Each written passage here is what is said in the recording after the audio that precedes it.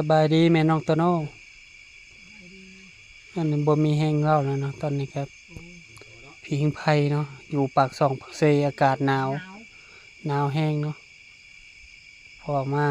ขุดลักหัวเก็บกาแฟอีกประมาณเดือน6นี่ก็มาใหม่ประมาณ4-5 มื้อก็ได้ครับแล้วฝากพ่อแม่เป็นกำลังใจให้แม่น้องโตโน่กดติดตามกดไลค์กดแชร์ในเด้อ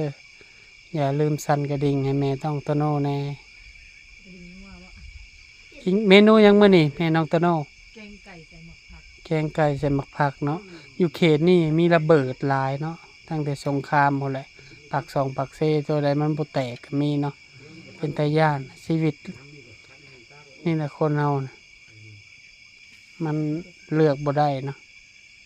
ก็เลยมาเฮ็ดเวียกอยู่พี่มื้อนี้ก็ระเบิดแตกเจอคนตายแถวนี้มันมีกาแฟสวนกาแฟอยู่เทิงภูไปแต่ก็ต้องระมัดระวังนะเฮ็ดหยังผู้เฒ่าผู้ตีเพิ่นก็มาพ่อแม่ FC กินข้าวแรงกับหยังเบิ่งจังหวัดใดเมืองใดแข่งใด